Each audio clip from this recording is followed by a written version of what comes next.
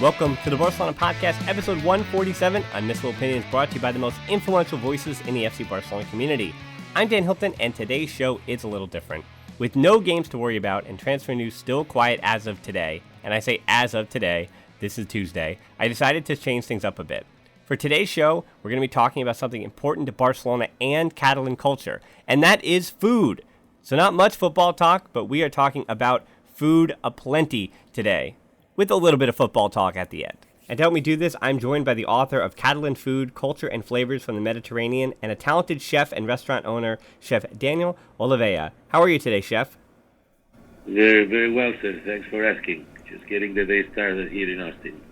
So again, you are based in Austin, and so the first things first that we want to ask, I'd love to hear about your journey from Barcelona to the U.S., and then how you got into the restaurant business. Yes, sir. That seems like a long time ago now, but I was born in Vilafranca del Penedès. It's a city now. It was not as big when I was a little kid. In the outskirts of Barcelona, about 30 miles south of Barcelona, in the wine, and it's the capital of the wine region called Penedès. I was a very curious little boy always. My parents were able to take us to France and to Germany and to travel through Europe. So the traveling bug has always been on me about learning about other cultures and seeing other parts of the world. So being a little boy under the beginning of the democracy in Spain, the end of the Franco's years, I was brought up in a society that I thought it was a little backwards, it was a little conservative, it was not much of a bright light society. I grew up in a very gray space somehow as a kid. So when I was a little kid, I joined, like most of us, without knowing what we were doing, political organizations that at the time they were illegal. My parents got a little worried about that, and since I was putting more time about fighting for freedom than studying, they decided to send me to Chicago, where my mother had a brother that owned a restaurant there, to see if he could straighten me up and make me study. So that worked, luckily. So in September 1979, I was just 18 years old. They decided to ship me from Vilafranca to Chicago. When I got there, I had always cooked at home. I had always had a lot of curiosity for food, but I never thought about becoming a chef because it was not a very glamorous job. I remember as a kid not even meeting the chef whenever we went out for dinner. Rather, you always met the maître d' or the guy that was in charge of the dining room. You never would even hear about the chef nor expect the chef to create any type of meal that was worth more than my mother could cook at home. So I moved to the United States with the desire to become a professional musician, a professional jazz player. That's what I was doing already in Spain, studying music. I joined the American Conservatory of Music in Chicago, but at the same time I was working in my uncle's restaurant. I was working in a lot of restaurants, and by the time I was 23, 24, I could see that I was going to be a better cook than a better musician. And by that time, there was no organic farm-to-table food. There was no local ingredients. Everything was based on knowledge and ethnicity a little bit. But I started hearing through the grapevine that San Francisco had places like Chef Anise, like Zuni, that they were farm-to-table oriented. They were following the seasons. So my curiosity, and plus the fact that I've always didn't like the cold winters in Chicago, and I was curious about California, made me move to San Francisco. And that's luckily where I landed in 86, I think 1986, with the idea to pursue a career as a chef, perhaps, and maybe as a musician. I didn't have everything clear. And luckily, I was already taught how to work in any aspect in the restaurant. My uncle had an amazing background, very traditional background in high-end French restaurants. So he taught us, or he made us work at his place. So we did table car service and double tablecloth. I mean, the old traditional Caesar salad on the side of the table, steak tartare on the side of the table, deboning the fish, opening the bottles, decanting them, the old bottles of wine.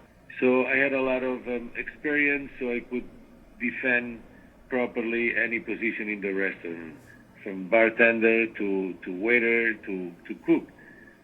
But when I went to San Francisco, I found Zuni Cafe, which at the time it was one of the most unique places, I thought, because the way they ran it, the way it was such a farm-to-table approach, good double, good burning oven, good burning grill. So that's where I did a lot of my apprenticeship. I was able in November of 1999 to open after many different job positions and working many different chefs.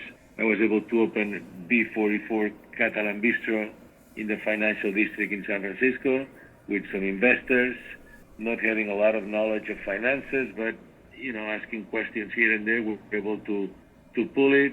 B44 became perhaps one of the first Catalan themed restaurants in the United States. My idea there was to stay a little away from tapas, toros, sangria, and flamenco. I didn't want to have, known that I don't like these things, but I wanted to identify myself as a Mediterranean Catalan restaurant. And it worked very well. I got a lot of awards. Nobody was aware that we could do different rice dishes, rabbit dishes, monkfish dishes in Catalonia with great olive oil, with great vegetables. So being San Francisco such a foodie city, even then, I was able to create a nest for my style of food, which, as I said, it gave me a lot of credibility, and it got me on the map as a professional chef without me really searching that. All I wanted is to make a living, get married, have a family, little kids, and all I wanted is to get ahead. I was fortunate enough too that I grew up in the business in the United States as chefs became trendy, as restaurant business became trendy. So from one day to the other, I was a guy that wanted to be a chef. Then I went to a guy that was talked about in newspapers and TV programs and magazines, and I could not make sense out of it because I never thought that food was going to become so popular. But I rode the wave. The best way I could. And B44 became very successful. We opened then a place in Oakland called Bar Lata, a little tapas bar. People got more and more familiar with Spanish food. It seemed at the beginning that Spanish food had no room, that everything was French or Italian, as far as European food. Then there was Mexican, of course, and Japanese and Thai and all these Asian cuisines. But little by little, Spanish food started becoming respected. Luckily, we had the big boom of Ferran Adrià becoming the best chef in the world with his El Bulli restaurant. Not that I do food of El Bulli, rather I do more traditional food. But I was one of the people in the United States that reaped the benefits of that, because all of a sudden, Spain had a gastronomy of its own, which didn't exist until then. Yeah. So we opened Bar Lata Oakland in 2008 or 2007, and 2008 the big recession hit California. I was already coming to Texas to work for a supermarket called Central Market, which there is about 12 stores in the whole state of Texas. I would come once or twice to teach for them. And in the middle of the biggest recession, we lost the value of our home. Our business in Oakland was suffering. The business in San Francisco was suffering. My wife lost her job, and we decided to move to Austin because we thought it was a brighter future for us and the family. Came here, spent 2 or 3 years commuting from San Francisco to Austin, because like most of the projects, you require a lot of money to open a business. Took a while to find the finances and to find the space. And then probably around 2013, 2012, we were able to open Bar Lata Austin. And that's where we are right now. My food, now we do tapas. I think it's a better time to do tapas now than in 1999, because people understand more the way of sharing food. But in my food now, it's based in tapas, still based flavors in the Mediterranean flavors, which is my style of cooking. Yeah. Well, and you say that, tapas and paella are dishes that I think most people will recognize that exist in other cuisine. But what do you think sets apart the Catalan versions of these dishes? The Catalan, I defend a lot my cuisine as base, as one of the most influential or the most authentic Mediterranean styles of cooking. Mediterranean diet, it's been spoke a lot about it lately as being the diet of the longevity, and it's basically a diet based a lot with extra virgin olive oil being one of the main key ingredients of it. A lot of vegetables, nuts, grain, seafood, obviously, and small. And when you talk about protein or animals, we use a lot of small game, rabbits, and so on. So I think that what differentiates, particularly at least for me, it's the fact that we use a lot of these ingredients in Catalan cuisine. Paella is a dish that is done throughout Spain, or the rice dishes rather than paella, because in every rice dish is not only a paella. There is arroces, there is fideos, there is paellas. But I believe that those ingredients that I mentioned before, the way we roast the vegetables, the way we stew them, they take apart a little bit from what Spanish cuisine is. And in Spain, it's a place that even if it's a small country the size of Texas, food is very predominant there, even if it didn't become popular outside of Spain.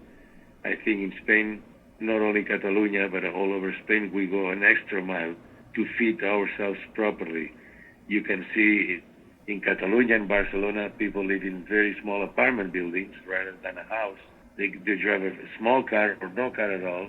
They don't travel too far away. They stay very local when they go on holidays. The majority, I'm talking. But when it comes down to it, they make the biggest effort financially that anybody can imagine.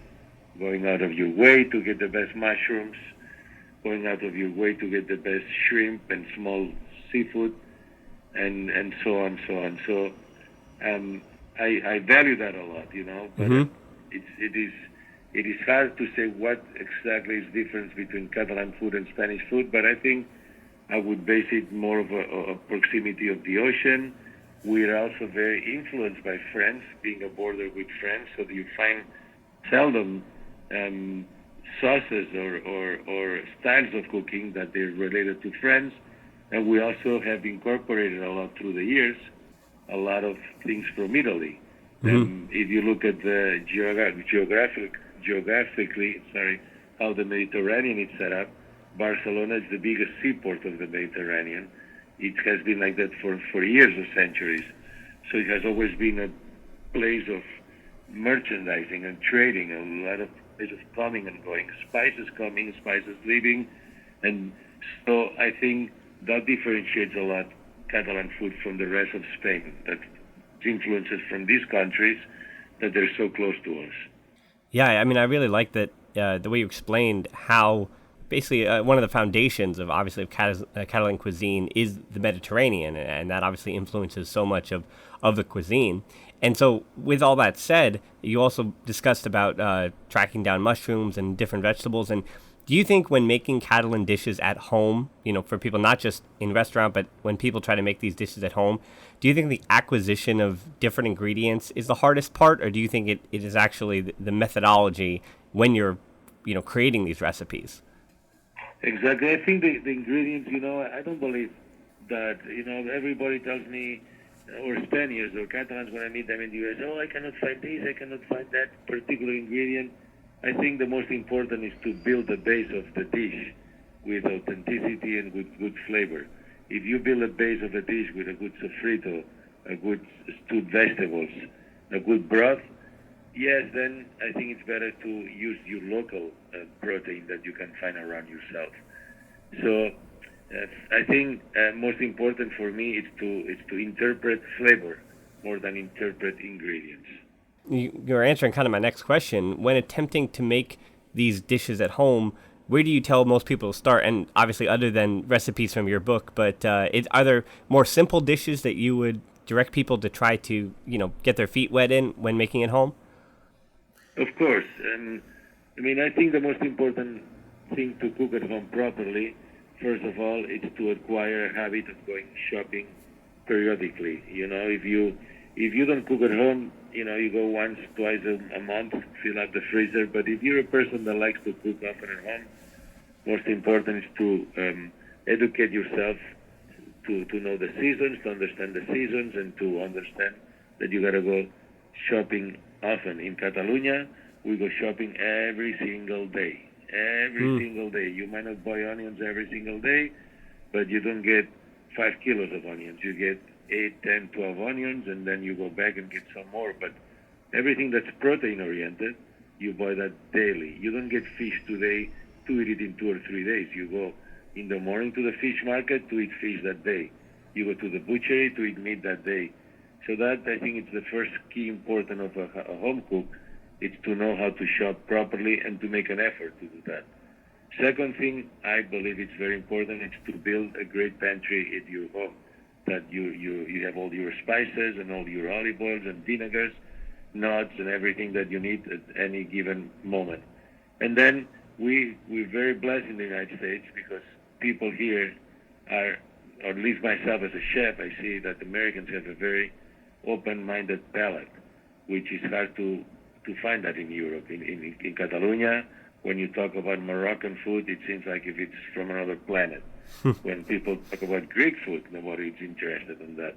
They're all interested in the regional things, which it's great, but as I say, I think one of the biggest assets of my customers or Americans here is that they discovered good food 20 years ago maybe. I don't know exactly how many years ago, but it's a recent trend, and it's amazing how fast it took off. I've been here for 40 years in the United States, and when I rewind my memory, I remember people coming to my local restaurant in 1980 and ordering trout with coffee. And I thought, how can people eat trout with coffee? So that's 4 years ago, and America has taken big, giant steps. So as I say, I think it's important going shopping. I think it's important to build yourself a good pantry, and then to try the dishes not only once, twice, as often as you can to perfection at them, and then be patient.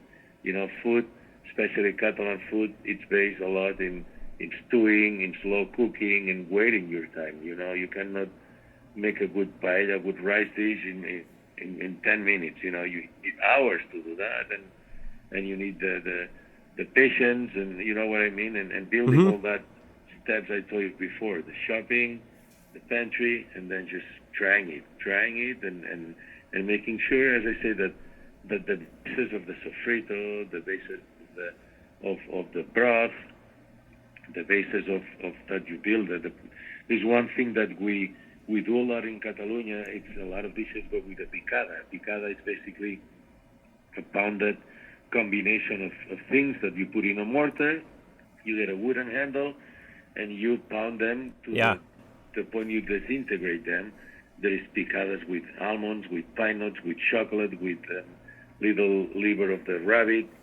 There's picadas with ñora peppers. There's many types of picadas, and that's one of the particular things, and I talk about that on my book, how important it is to finish always with a picada, which is going to give you flavor, and it's going to give you texture at the same time.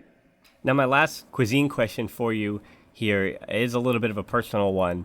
We did talk before about the influence of France or French cooking and Italian cooking, obviously also sitting on the Mediterranean, and how that has impacted Catalan cuisine. But I do love cheese, and so my final question about the cuisine is, where do you think cheese and something that is so big on the palate, how does that influence, or how does that fit, I should say, into Catalan cuisine? I mean, we're next to the Pyrenees. We're right there, and we have a lot of goats. I mean, cheese, it's all over. For us, majority of the cheese we eat as is with a little piece of bread at the beginning of the meal or at the end of the meal. But as I say, geographically, where we're located, you can see that there's got to be cheese in Catalonia because we sit in the foothills of the Pyrenees. So I don't know if I'm answering that your question, but no, certainly you did. We grew up very cheese-oriented, and when we talk about cheese as an example, one of the things and that's my opinion, I'm a believer that the fact that Spain didn't participate in the First or Second World War, it allowed us to maybe become a little isolated from Europe, but also it allowed us to keep tradition much more than other countries that they were overdeveloped quick to be able to restore the foundation of the country that was destroyed through the wars. So Spain, being such a off the beat path country for many years, I think it was able, or Catalonia, to retain the tradition a lot. So we were never manufacturing big amounts of anything. Mm-hmm. So everything, especially cheese. When I think about cheese, you still go to places and every little town in the Pyrenees has their own style of cheese. And that, I think it was, before it was commercialized, the cheese, it was a way of people to self-feeding themselves. Right. So I think the quality is great, and the abundance and the reception of people, it's great for cheese. Yeah, that's a terrific answer too. Just about how different cuisine in Spain has been so separate, and the tradition and the traditional food that is made has stayed for all the reasons you mentioned for so many years and decades. I know I've read about Basque cuisine really trying to stick with the pillars that have been with Basque cuisine for hundreds and I do mean hundreds and hundreds and hundreds of years. And we did already talk about the foundation of how fishing and obviously the Mediterranean Sea have been at the epicenter of both those styles of cuisine. And now to pivot, we're going to shift. This is a podcast about FC Barcelona. And Chef, obviously I brought you on because you're also an FC Barcelona fan. I guess we'll start with, how long have you been a fan? And are there any players that in the past have stuck out to you, and that obviously when you were younger and around Barcelona going to the stadium, who stuck out in your mind?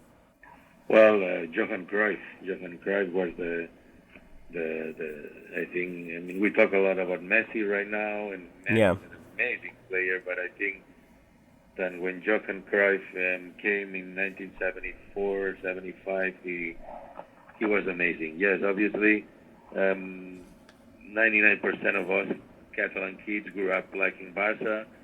It transcended more than a soccer team. It was a way. Going to the Barca stadium was the only place you could really speak Catalan. It was the only place that you could scream in Catalan without getting, harassed by the police. It was the only place you could go for years to as I said, to speak your language. So it became more than a soccer team, Barca. It became a place for Catalans to believe that someday we could get out of the Franco's oppression. So there is a sentiment we say in Catalan, Barca es més que un club. Barca is more than a club. Because even if you're not crazy, I grew up playing basketball. I was a cyclist and a basketball player. I tried soccer as a kid. I think I was a better basketball player, so I picked up basketball. But we all love Barca. Beyond just being a team of soccer players, I think it's more something that you have engraved inside you that represents your culture. And as I say, for me, the player I have enjoyed the most by far was Johan Cruyff as a player, as a coach, as a person that changed the face of Barca. Without him, I don't think that Barca would have been what it is right now, because he's the guy that created the tiki-taka, which is that I pass it to you, you pass it to me, then Guardiola perfection it, and then we were lucky the last years to have Messi there. Messi has been a very humble guy as far as I'm concerned, that goes there, gets beat every game, but he gets up and he's a winner. But as I told you before, I think that Barca as an entity, because Barcelona is not only the soccer team, Barcelona has a basketball team, has a hockey team, has a volleyball team, a handball team. It's got a lot of different sports teams associated under one FC Barca. Yeah. So for us, it's more, as I say, than just a team. It's a way of representing our culture, especially when Franco was alive. He swept so much for Madrid, and I mean there was a player called Stefano, which anyway I could go on and on for about this now, but right. As I say, I think Johan Cruyff was for me the guy that by far changed the whole concept of soccer. I'm glad you even brought the basketball team up. There was big news in the past week about the Barcelona Lassa, and that is that Milwaukee Bucks forward, who was part of that team with Giannis Antetokounmpo in the NBA, who were the number one seed in the Eastern Conference Finals. They have a forward, Nikola Mirotic. He was a longtime NBA player, has decided to really shock the NBA and return to the EuroLeague to play for Barcelona. So as far as the entire Eurobasket, it's Barcelona who brought in the number one talent, and that is Nikola Mirotic from the Milwaukee Bucks. So a big get for FC Barcelona's basketball team going into next year. And on the point of Johan Cruyff and you watching him come to the club, I think in today's day and age, I just want to have you give some context now, I guess, to some of our younger fans, that when Cruyff came from Ajax, he was at the top of his powers. That was a gigantic transfer for Barcelona. It wasn't just about Real Madrid buying the most popular players. Barcelona got the guy in world football when he came over from Ajax. So where do you think you stand on transfer rumors that are, as you're watching them even this summer, between Antoine Griezmann and Neymar, and just Barcelona continuing to go after these big names? Do you think that this is different? Or how is this different than when Barcelona were getting a guy like Johan Cruyff? Well, I think it's different. I mean, when Johan Cruyff came, there was him and Hugo Sotil. Spain allowed only 2 international players, so the majority of them were guys that they grew up playing in Barca. They were Spanish guys, so that's a big difference. Right now, you look at the Barca team. And yes, it's an amazing team, but there is Gerard Piqué, Jordi Alba. There's a few guys that they come from the cantera, but sometimes for me, I think it lost a little the charm that they push the local guys to play good, and you were able to bring only 1 or 2 or 3 foreigners. Now there's a lot of foreigners, and it's great to have maybe Neymar coming back, but I don't know if it's as great that he left and he's coming back for these fortunes of money. So myself particularly, even if I still like Barca, I think when you start looking at these numbers of amounts of money, of millions of euros, it doesn't make sense sometimes, because I'm a very guy I'm a person that likes to support minorities a lot. And when you look at the amounts of money you get spent in soccer versus the amount of money that one worker makes in Barcelona, it's completely distortion. So I have my own particular thoughts about all that. Even if I like Barca to be the best team in the world, I don't like that these transfers, they go on with so many millions of dollars, honestly, because Spain went through a big recession, and if you're an old person cannot pay for the apartment, they kick you out. That should be not happening. But anyway, this is my way of thinking, and talking about the Barca, I'm glad Nikola Mirotic joined Barcelona. I know I'm good friends with a lot of the basketball players. I was in a great wedding this weekend from one of the mega stars of Barcelona, and I know a lot of few insights, but I'm happy that Mirotic is going to be there. I hope FC Barca becomes the European basketball champion again. Yeah, terrific. I mean, there have been some fantastic players known on the global market. Obviously, Paul Gasol, Marc Gasol, both NBA champions, got their start at FC Barcelona. Then you have a bunch of former players, even currently at FC Barcelona, Washington Wizards old forward Chris Singleton and the like, Gonzaga, Kevin Pangos. So Barcelona is a destination, as you're saying, not just for the soccer team or the football team, but also for basketball, for handball, and particularly as you came on to talk about the cuisine. But as we know, again, the lifeblood of FC Barcelona is that football team. So my final question for you about, the football team, what are your expectations for this coming season? Hey, Champions League. If you don't win the Champions League, you can win as many leagues in Spain that I don't think they count anymore. I hope. I mean, the thing is, like, when you look at the budgets of some of the teams, and this is my particular view, you cannot compare Barcelona and Real Madrid should whip every weekend every Spanish team by 7, 8, 9, 10-0, because the budget of one of the players of Barca is more than the budget of the whole other team. So I think the future should be making a European league that has the best teams, the most powerful teams, the most financially successful and strong teams. And I think in our days, Unfortunately, Real Madrid doesn't win a lot of leagues, but they win a lot of European championships. Unfortunately for us, Barca fans. And I think that the best title that in Europe that a team can win is the Champions League. So I'm a believer that there should be, and I think it's going to happen eventually, because Liverpool, Juventus, Paris Saint-Germain, Ajax, and Barca, Madrid, Manchester United, Manchester City, these guys, they're in another league, Bayern de Munich. They should make a league for these guys, and in order to become a member of this elite, you got to show a lot, because as I say, it's impossible that any other team rises to the surface, because financially, we never heard as a kid about Paris Saint-Germain, for example. Mm-hmm. What happened lately?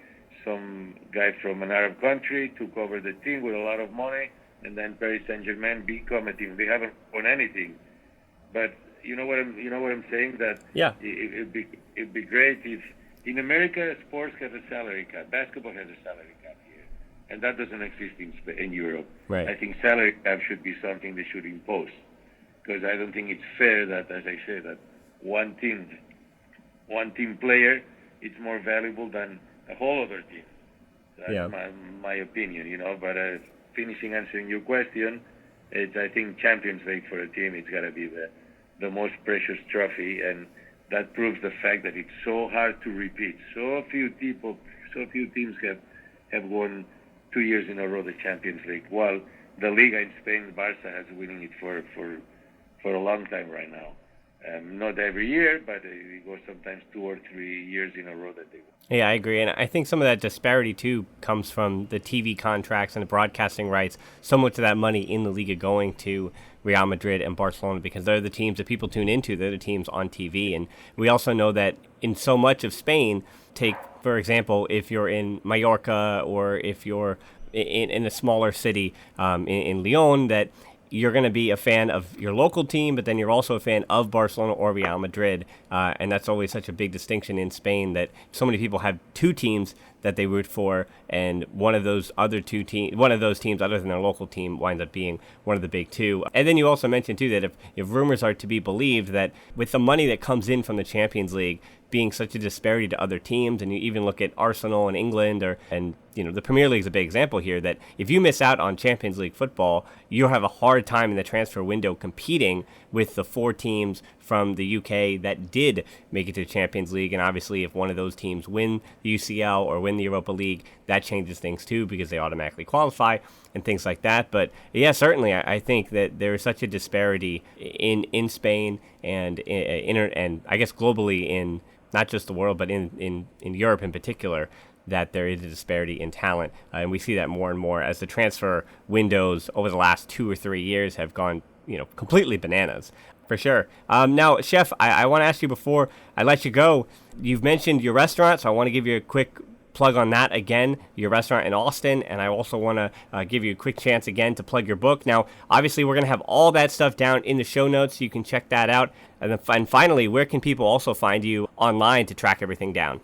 Oh, well, in Austin, Texas most of the time, but if you go online, you follow the Instagram of Barlata, and then you can follow whatever we do. I spend most of the time here. We travel to spend as much as we can, but Austin is where our home is.